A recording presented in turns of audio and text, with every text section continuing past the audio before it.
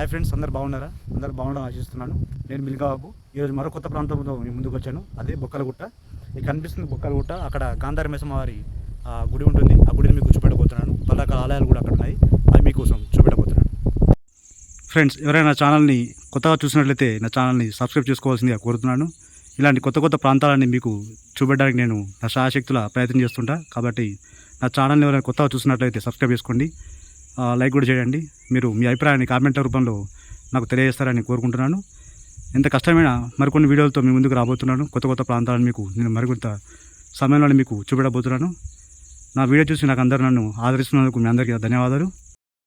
ఈ గాంధారి మైసమ్మ వారి ఆలయం బొక్కలగుట్ట అనే గ్రామానికి సుమారు 200 కిలోమీటర్ల దూరంలో ఈ గాంధారి మైసమ్మ వారి ఆలయం ఉంది. ఇక్కడ నుంచి మనం నడిచి వెళ్ళవచ్చు, లేదా మనం ఏదైనా వెహికల్ తీసుకొని మనం వెళ్ళవచ్చు. ఆ గుట్ట దగ్గర వరకు వెహికల్స్ వెళ్తున్నాయి. ఇక్కడ గిరిజన ప్రాంత ప్రజలు అమ్మవారికి చాలా ఘనంగా వారు పూజలు నిర్వహిస్తూ ఉంటారు. మేము వెళ్ళే సమయానికి ఇక్కడ చాలా ఆహ్లాదకరమైన వాతావరణం ఇక్కడ ఏర్పడింది. మనం చూడవచ్చు, ఇక్కడ చాలా పెద్ద ఎత్తున ప్రజలు చేరుకున్నారు, భక్తులు. వారు అక్కడ అమ్మవారికి మొక్కులు తీర్చుకొని వారు అక్కడ భోజనాలు చేస్తున్నారు. ఇది గుట్ట కింద భాగం. ఇలా వెళ్ళినట్లయితే మనం గుట్ట పైకి వెళ్తాం. కొంచెం ముందుకు వెళ్ళిన తర్వాత అక్కడ మనం మన బండి ఆపి ఇక్కడ నుంచి నడవాల్సి ఉంటుంది పైకి. ఒక 2 కిలోమీటర్లు నడిచినట్లయితే మనం ఆలయం వద్ద చేరుకుంటాం. ఫ్రెండ్స్, ఈ గాంధారి మైసమ్మవారి ఆలయం మంచాలకి దగ్గర ఉంది. కేవలం మంచాలకి ఒక 4 కిలోమీటర్ దూరంలో ఈ గాంధారి మైసమ్మవారి ఆలయం ఉంటుంది. ఈ కనబడి ఈ ప్రాంతాన్ని బొక్కలగుట్ట అంటారు. ఇటు వెళ్ళినట్లయితే మనకు గాంధారి మైసమ్మవారి ఆలయం కనిపిస్తుంది.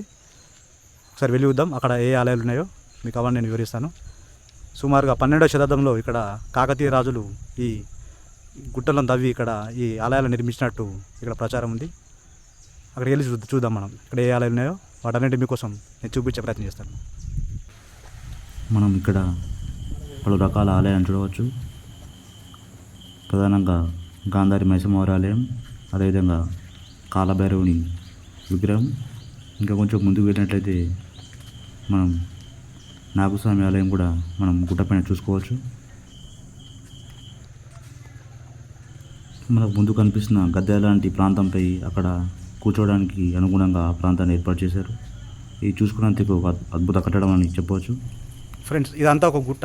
ఈ గుట్టని తొలిచి వీళ్ళు ఇక్కడికి వెళ్ళే ద్వారాన్ని కనిపిస్తుంది మనకు, గుట్టలోకి వెళ్ళే ద్వారం. ఆ ద్వారాన్ని గుట్టను తొలిచి ద్వారాన్ని వీళ్ళు నిర్మించారు ఇక్కడ అప్పటి రాజులు. ఇక్కడ చూసుకున్నట్లయితే కాలభైరవుడు ఉన్నారు. కాలభైరవుడు ఇక్కడ ద్వార పాలకునిగా వారు ఇక్కడ ఉన్నారు. మీరు కాలభైరవ స్వామిని కూడా చూసుకోవచ్చు.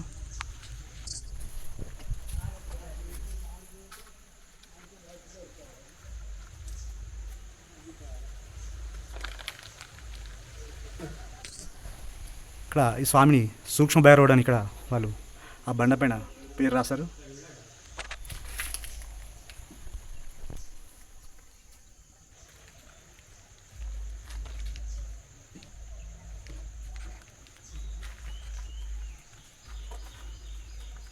ఇక్కడ అమ్మవారికి పూజలు ఈ గోండు జాతి వారే నిర్వహిస్తుంటారు. వారు పూజలు నిర్వహించి తిరిగి వెళ్ళిపోతున్నారు మేము వెళ్ళే సమయానికి. అది మీరు చూడవచ్చు. కనిపిస్తున్నది ఈ గాంధారి మైసమ్మవారి ఆలయానికి వెళ్ళే ఈ ద్వారం. సేమ గుమ్మంలాగా ఈ బండను తొలిచి ఈ ద్వారాన్ని నిర్మించారు. అప్పుడే అంత టెక్నాలజీ అయిన సమయంలో వాళ్ళు ఎంతో కష్టపడి ఇది నిర్మించారు. ఇది మనం చూసుకోవచ్చు. లోపలికి వెళ్ళి చూద్దాం ఒకసారి ఏముందనేది.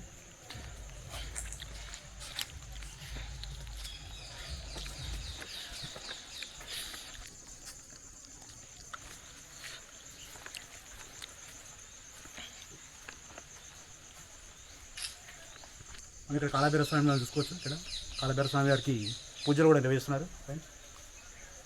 చాలా అద్భుతమైన కట్టడం ఇది.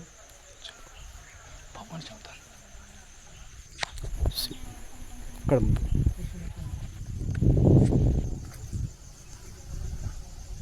సుమారు 12వ శతాబ్దంలో ఇక్కడ ఈ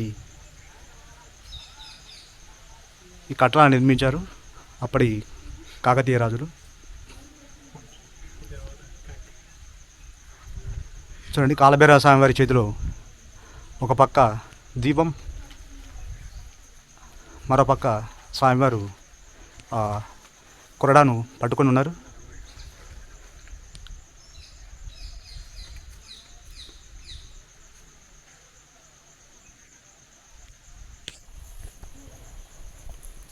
ఇక్కడ ఈ వర్షాకాలంలో ఇక్కడ చాలామంది భక్తులు ఇక్కడికి వచ్చి ఇక్కడ వారు తమ మొక్కులను చెల్లించుకుంటారు. మైసమ్మ అమ్మవారికి భక్తులు, రైతులు చాలామంది ఇక్కడికి వచ్చి ఇక్కడ వారు మొక్కులను తీర్చుకుంటారు. ఈ ముందు ప్రాంతం నుంచి మనం గాంధారి మైసమ్మ వారి ఆలయానికి చేరుకోవచ్చు. ఇది చాలా అద్భుతమైన లొకేషన్ ఫ్రెండ్స్. చూడండి, చాలా అందంగా ఉంది ప్రకృతి. ఇక్కడ గ్రీనరీ చాలా బాగుంది. మీరు ఇక్కడ రావడానికి అనుకూలమైన సమయం అంటే ఈ వర్షాకాలం, జూన్, జూలై, ఆగస్ట్ ఆ టైంలో గ్రీనరీగా ఉండి ఈ ప్రాంతం చాలా బాగుంటుంది. సో ఇదంతా గుట్ట, దీన్ని బొక్కల గుట్ట అంటారు.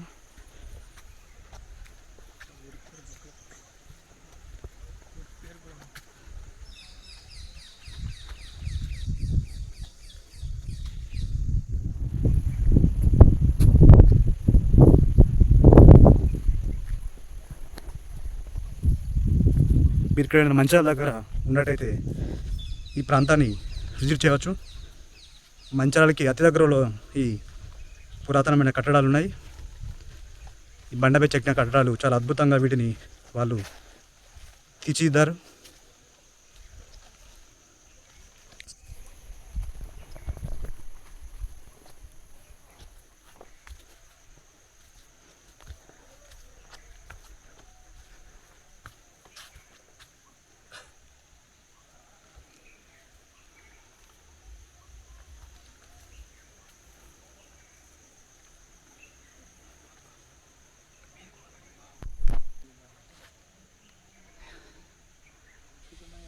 ఈరోజు వర్షం పడుతుంది ఫ్రెండ్స్. ఇక్కడ ఇంతకుముందు కురిసిన వర్షానికి పైనుంచి వాటర్ చిన్న దారిలా వస్తుంది కొండపై నుంచి, మీరు చూడవచ్చు.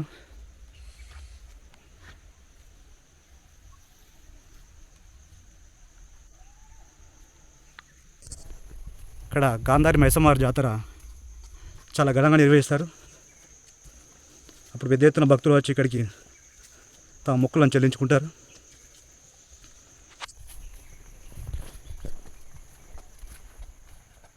మీరు చూసినట్లయితే ఇక్కడ ఈ గుట్టపైకి వెళ్ళడానికి ఈ దారిని కూడా మెట్లలాగా ఏర్పరిచారు.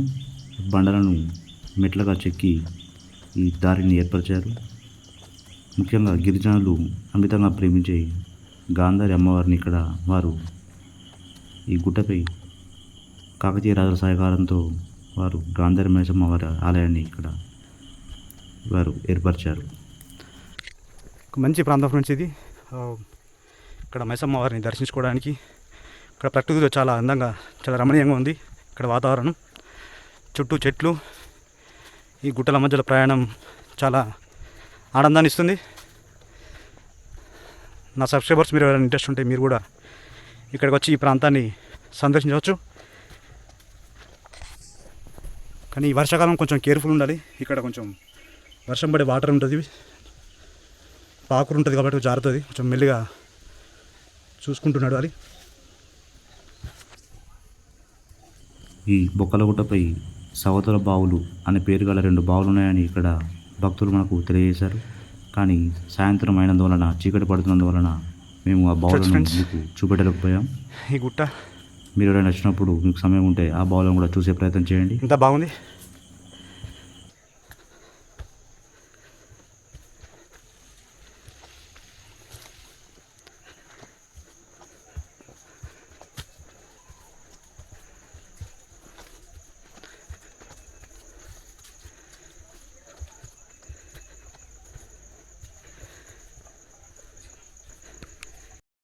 గాంధారి మైసమ్మ అమ్మవారి ప్రధాన ఆలయానికి వెళ్ళే మార్గ మధ్యలో ఇక్కడ మనం రాయిపై తీర్చిదిద్దిన ఏనుగు విగ్రహాన్ని మనం చూడవచ్చు. ఈ విగ్రహాన్ని ఎంతో అద్భుతంగా వారు ఆ రాయిపై తీర్చిదిద్దారు అప్పటి శిల్పులు.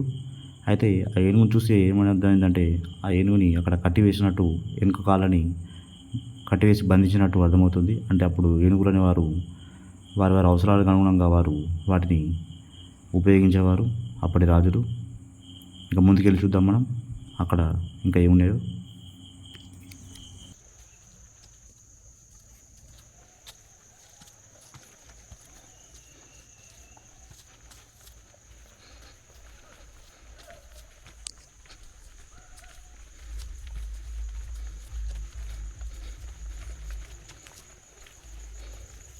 ఫ్రెండ్స్, ఇక్కడ గుట్టను చూసినట్లయితే అక్కడ రాళ్ళని పేర్చారు. ఈ గుట్టలోని బండలని ఇటుకలాగా వాటిని చెక్కి వాటిని గోడలాగా అమర్చారు. చూసినట్టు ఏర్పడుతుంది ఆ ప్రాంతం ఉంటుంది. ఇక్కడ ముందు చూడవచ్చు. ఇదే ప్లేస్. ముందు రండి, ముందు చూద్దాం.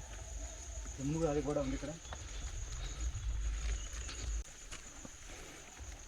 మనం ఒక 15 నిమిషాలు నడిచిన తర్వాత మనం గాంధారి మైసమ్మ వారి ప్రధాన ఆలయం వద్దకు చేరుకున్నాం. ఆ ముందు కనిపించేది గాంధారి మైసమ్మ వారి ప్రధాన ఆలయం. కొండని మధ్యలో చీల్చి అక్కడ అమ్మవారి ఆలయాన్ని ఏర్పాటు. ఇది ఒక గొప్ప విషయం. మనం వెళ్ళే సమయానికి సాయంత్రం అయినందువలన అక్కడ ఎక్కువగా భక్తులు లేరు. అప్పటికి పూజలు ముగించుకొని వారు గుట్ట కిందికి వెళ్ళిపోవడం జరిగింది. అక్కడ ఉన్న గిరిజన ప్రాంత పూజారులు కూడా మనకు ఎదురయ్యారు. వారు అప్పుడే కిందకు దిగడం జరిగింది. ఇది ఒక చాలా అద్భుతమైన ప్రాంతం.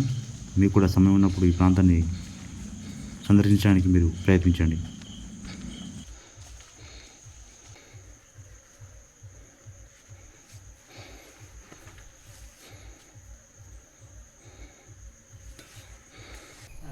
ఫ్రెండ్స్, మనం చూసుకున్నట్టయితే ఇది గాంధారి మైసమ్మ వారి ప్రధాన ఆలయం. ఇక్కడ చూసుకోవచ్చు. మీకు ఇక్కడ ఈ కొండను తవ్వి ఈ మధ్యలో గుట్టను తవ్వి దారాన్ని ఏర్పరిచారు. దీన్ని చూసినట్లయితే ఇక్కడ కాకతీయ రాజుల పనితనం ఉట్టిపడుతుంది. ఇక్కడ చూసినట్లయితే ఈ రాయి, ఈ స్టోన్ అనేది మన కాకతీయ తోరణం ఉంటుంది కదా, ఆ కాకతీయ తోరణాన్ని ప్రతిబింబిస్తుంది. రెడ్ స్టోన్ ఇది. ఇలాంటి స్టోన్స్ ఇక్కడ లభించవు. దీన్ని రెడ్ స్టోన్ అంటారు. ఆ కాకతీయ కళాతోరణం నిర్మాణంలో వాడిన స్టోన్ ఇది. అప్పట్లోనే ఇక్కడ ఈ బొక్కలగుట్ట పైన గాంధారి మైసమ్మ వారి ఆలయ నిర్మాణంలో దీన్ని వారు వినియోగించారు. ఇక్కడ మనం చూసుకోవచ్చు. అమ్మవారికి పూజలు చేశారు. ఇక్కడ గాంధారి మైసమ్మ అమ్మవారికి పూజలు చేశారు. పైన గాజులు అలంకరణ చేశారు నిమ్మకాయలతో, పూలతో. ఇక్కడ పక్కన రథం కూడా చూడవచ్చు. అమ్మవారి రథం, ఇక్కడ అమ్మవారి శూలం, వీటన్నిటి మనం చూడవచ్చు. చాలా అద్భుతమైన ప్రాంతం ఫ్రెండ్స్. ఇది చాలా గొప్ప ప్రాంతం. ఇక్కడ చాలామంది భక్తులు ఇక్కడికి వచ్చి చుట్టుపక్కల దర్శించుకుంటారు అమ్మవారిని. మీరు కూడా ఎప్పుడైనా దర్శించుకోండి. మనం ప్రధాన ఆలయాన్ని దాటినట్టయితే ఇక్కడ ముందు చూసుకున్నట్టయితే ఇక్కడ కొన్ని చెక్కతో చెక్కిన శిల్పాలు ఇక్కడ మనకి దేవుళ్ళు నిర్మించారు చెక్కతో. ఫ్రెండ్స్, ఇప్పుడు ఆ ప్రధానాలను చూసుకోవచ్చు మీరు. మనం ఆ ప్రధానం నుంచి వచ్చాము. ఇప్పుడు గుట్టపైకి వెళ్ళి మీకు టాప్ వ్యూ చూపిస్తా. ఒకసారి వ్యూ ఎలా ఉంటుంది, బొక్కల గుట్ట వ్యూ. రండి.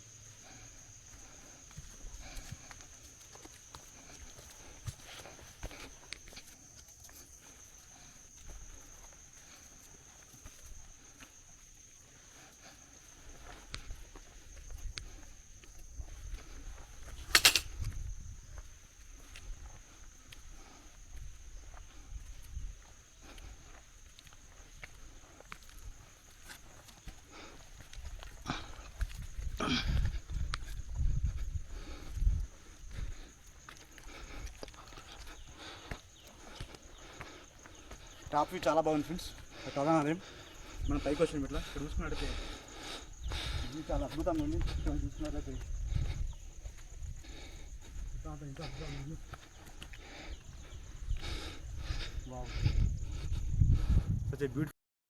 గాంధారి మైసమ్మ అమ్మవారి ఆలయాన్ని దాటుకొని కొంచెం ముందుకు వచ్చినట్టయితే ఇక్కడ మనకు నాగస్వామి వారి గుడి కనిపిస్తుంది. ఇది గుట్ట మధ్యలో చాలా అద్భుతంగా ఇక్కడ నిర్మించారు. దీనికోసం ఎంత కష్టపడ్డారో తెలియదు. ఇప్పుడైతే మనం నిర్మించడం ఇది అసాధ్యం. ఇదే కొండపై అక్కడ నాగుల స్వామి వారిని ఈ లోపలికి పెట్టినట్టయితే మనం నాగుల స్వామి వారి శిల్పాన్ని మనం చూడవచ్చు. చాలా అత్యద్భుతంగా ఆ శిల్పాన్ని వాళ్ళు తీర్చిదిద్దారు శిల్పులు. ఆలయం లోపలికి వెళ్తున్న సమయంలో ఆలయం చుట్టుపక్కల ఇక్కడ నృత్యం చేస్తున్న భంగిమలతో ఉన్న ఈ శిల్పాలను కూడా మనం చూడవచ్చు. చాలా అద్భుతంగా వాటిని వారు తీర్చిదిద్దారు. ఆలయం లోపల నావల స్వామి వారిని వారు చాలా అత్యద్భుతంగా వారు ఈ రాయిపై వారు శిల్పులు చెక్కడం జరిగింది. ఇది ఎంతో గొప్ప విషయం. ముందు శివలింగాన్ని కూడా మనం చూడవచ్చు. రాయితో చేసిన శివలింగాన్ని మనం చూడవచ్చు.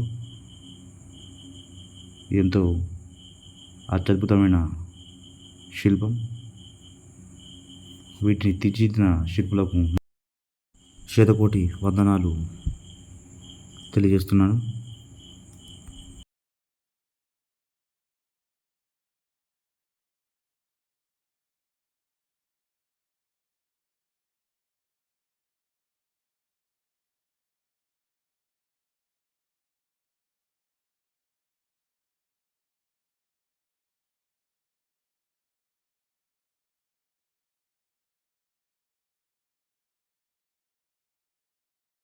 ఇక్కడ నాగేంద్ర స్వామి వారి ఆలయం వద్ద ఇక్కడ భక్తులు పేర్చిన బండ చూడవచ్చు.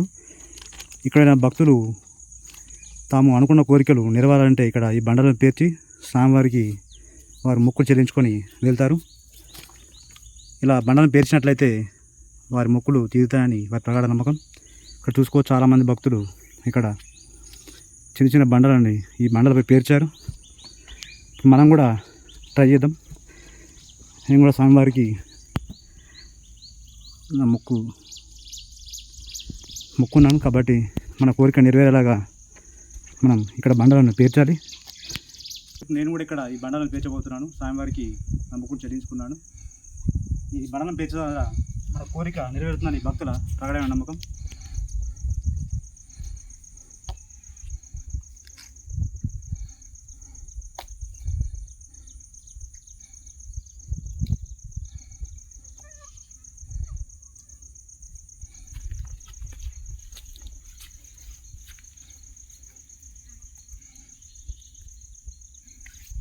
సో మనం సక్సెస్ఫుల్గా ఇక్కడ బండను పేర్చాం.